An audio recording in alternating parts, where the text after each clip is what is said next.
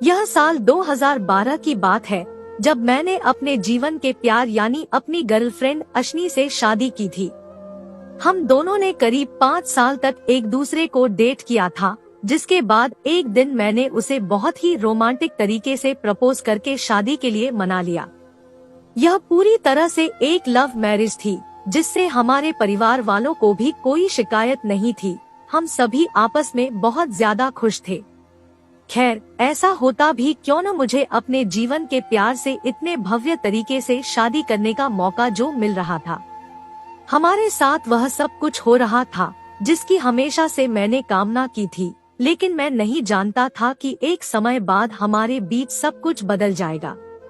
समय का जहर धीरे धीरे हमारे आनंदमय विवाह को खत्म कर देगा। हमारी शादी के बाद हम सभी एक खुशहाल परिवार की तरह रहने लगे। अश्नी को हर कोई प्यार करता है, वह हमारे परिवार की स्टार है।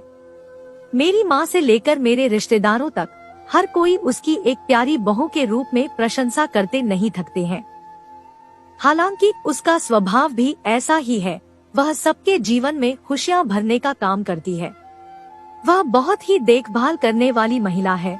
वह हमेशा नई चीजों को आजमाने के लिए भी तैयार रहती है।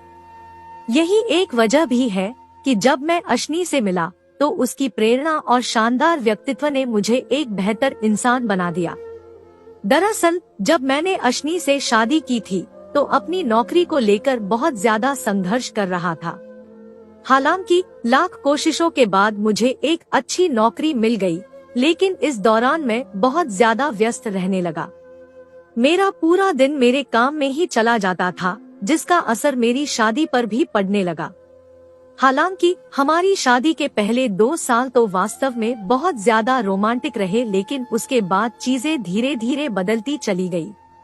शादी की शुरुआत में मैं अश्नी को डेट पर भी ले जाया करता था, लेकिन बाद में मैंने खुद को पूरी तरह से अपनी कंपनी को समर्पित कर दिया। हालांकि अश्नी हर समय मेरा उत्साहवर्धन कर रही थी, लेकिन मैं उसकी नाखुशी को बहुत अच्छे से महसूस कर सकता था। मैं आपसे झूठ नहीं बोलूंगा, इस दौरान मैंने भी उसे समय देना बंद कर दिया था। मैं अपने काम में इतना तल्लीन हो गया था कि मैं भूल गया था कि अब मैं एक शादीशुदा मर्द हूँ।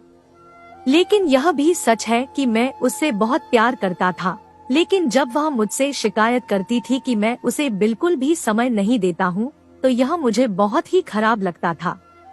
ऐसा इसलिए क्योंकि मैं केवल उसी के लिए मेहनत कर रहा था ताकि मैं उसके साथ साथ अपने परिवार का भरण पोषण अच्छे से कर सकूं।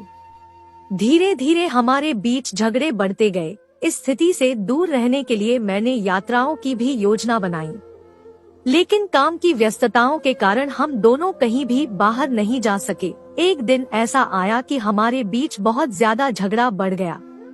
तब मुझे एहसास हुआ कि मेरा काम हमारे रिश्ते में बाधा डाल रहा है, लेकिन मुझे इस दौरान बुरा लग रहा था कि वह मुझे पहले की तरह प्रेरित क्यों नहीं कर रही है, वह मुझसे इतना दूर क्यों रहने लगी है।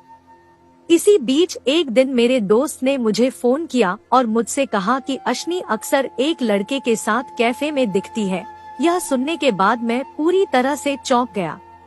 ऐसा इसलिए क्योंकि अश्नी बिल्कुल भी ऐसी लड़की नहीं है जो किसी दूसरे इंसान के लिए मुझे छोड़ देगी। वह हमारी शादी को कभी भी तोड़ना नहीं चाहती है। हालांकि इसके बाद भी मैंने अपने दोस्त की बात मान ली और उसे देखने का फैसला किया।